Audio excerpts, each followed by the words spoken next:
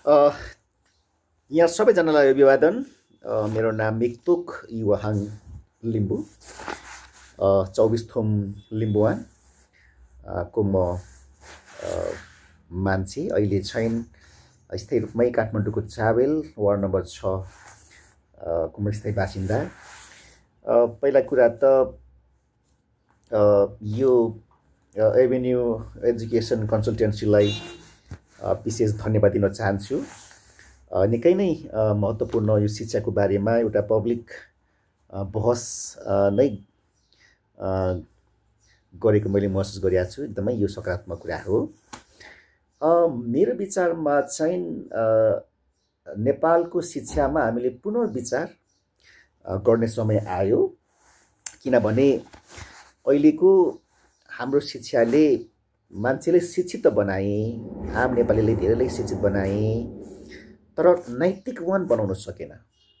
जसको कारणले यति धेरै पढालेखा मान्छेले सञ्चालन गरेको यो देश, यो ब्युरोक्रेसी, शिक्षा क्षेत्र यति धेरै असफल र विवादित कसरी बनिराखेको छ, चरम भ्रष्टाचार भइराखेको छ।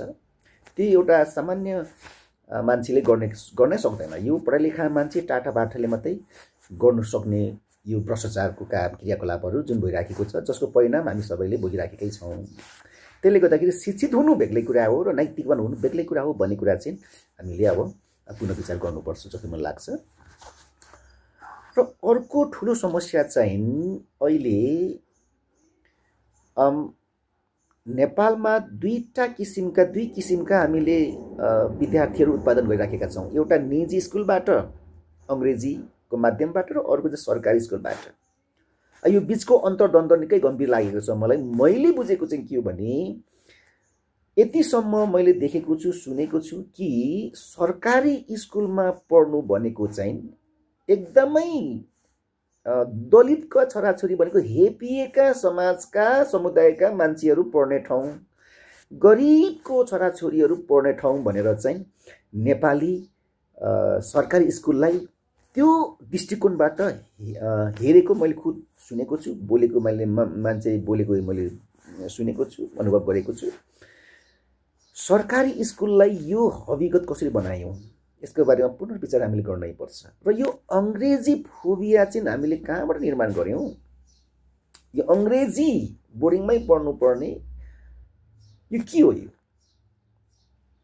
त्यसले गर्दाखेरि यसको बारेमा हामीले मिहिन ढङ्गबाट चाहिँ अध्ययन अनुसन्धान गर्नुपर्छ जस्तो मलाई लाग्छ।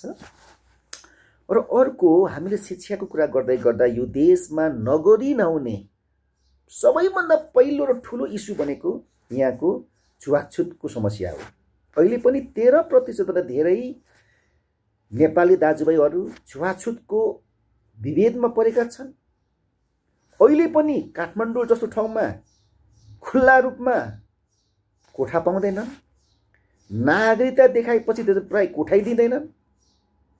भनेपछि हाम्रो नेपाली समाज 13% भन्दा धेरै रहेको हाम्रो सोकल अब दलित समुदाय लाई पछाडि राखेर चाहिँ यो अवस्थामा राखेर देशको निर्माण गर्छु भन्नु, देशलाई समृद्धिको बाटोमा लैजान्छु भन्नु, यो दिवा सपना बाहेक अरू केही पनि नहुने भएको कारणले यो दलितको समस्या समाधान चाहिँ पाठ्य पुस्तकमै लेखेर चाहिँ बच्चालाई अब शिक्षा दिनु सुरु गर्नु पर्यो। यसो गर्यो भने अलिक छिटो यो समस्याको समाधान हुन्छ। र अर्को कुरा चाहिँ, म आफै पनि पोलिटिकल फिल्डमा भएको कारणले नेपालमा अर्को शिक्षा भनेको चाहिँ मतदान शिक्षा, मतदाता शिक्षा। हामीले भोटिङ राइट्सको बारेमा, मतदान किन गर्नुपर्ने, मतदान नगर्दा के हुन्छ, मैले गरेको मतदानले के गर्छ, कस्तो नेतृत्व चयन गर्दैछ, र मैले गलत मतदान गरेँ भने अथवा गलत व्यक्तिले मतदान गरे भने के हुन्छ भन्ने किसिमको ज्ञान पनि हामीले अहिलेदेखि नै प्राथमिक शिक्षादेखि नै त्यसलाई चाहिँ हामीले अनिवार्य रूपमा गरेर चाहिँ माध्यमिक हुँदै अझै उच्च शिक्षासम्म यसलाई चाहिँ लान सक्यो भने यसले धेरै नै ठुलो नेपालको लोकतन्त्रमा, नेपालको शिक्षामा फड्को मार्छ जस्तो मलाई लागेको छ। अहिले निर्वाचन आयोगले चुनावको बेलामा 2-4 दिन यो मतदाता कक्षा सञ्चालन गरेर खासै प्रगति भएको मैले देखेको छुइनँ। त्यसले नेपाल राज्यले सरकारले यसलाई चाहिँ निकै ठुलो सङ्ख्यामा निकै ठुलो लगानीमा नै यसलाई चाहिँ अनिवार्य को रूपमा यो मतदाता शिक्षालाई पनि हामीले प्रमुख प्राथमिकताका साथ लिएर अगाडि बढ्यौँ भने पक्कै पनि सकारात्मक कुराहरू आउँछ भन्ने कुरा म विशेष एकदमै आशावादी छु।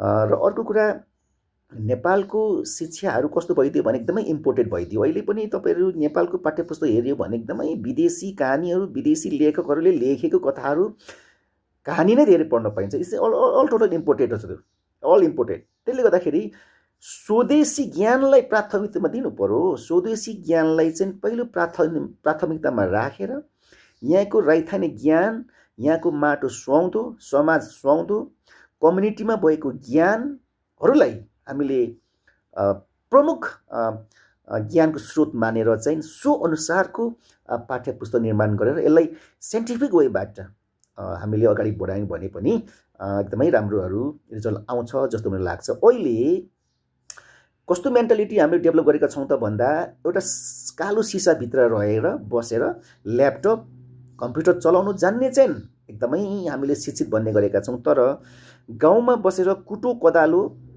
निर्माण गर्ने, हलो बनाउने, जुवा बनाउने, डोको बुन्ने, खोङ्गी बुन्ने र अन्य किसानी काम गर्ने मान्छेले चाहिँ हामीले हेयको दृष्टिकोणले हेरिराखेका छौँ। त्यसले गर्दाखेरि जसको परिणाम के भइदियो भने एउटा +2 गरेको बच्चाले एउटा कृषि प्रधान देश नेपालको विद्यार्थी जसले +2 गरेको छ तर मकैको बारेमा केही पनि बुझ्दैन, कोदोको बारेमा केही पनि बुझ्दैन, चामलको बारेमा, धानको बारेमा केही पनि बुझ्दैन उसले। त्यसले गर्दाखेरि अबको हाम्रो शिक्षा पाठ्यपुस्तक निर्माण गर्दाखेरि कृषि प्रधान देशलाई आधार मानेर प्र्याक्टिकल्ली मैदानमै गएर कोदो रोप्ने, फापर रोप्ने, धान रोप्ने प्र्याक्टिकल गराउनु पर्यो। त्यसको छुट्टै महिनौ दिनको कोर्स गराउनु पर्यो ताकि कृषि प्रधान देशमा उब्जनी कसरी हुन्छ र उब्जनीको महत्त्व बुझ्न सकोस्। यसो गरियो भने कृषि प्रधान देशको विद्यार्थीहरू स्वाभाविकले कृषि सम्बन्धी आकर्षित हुन्छन्।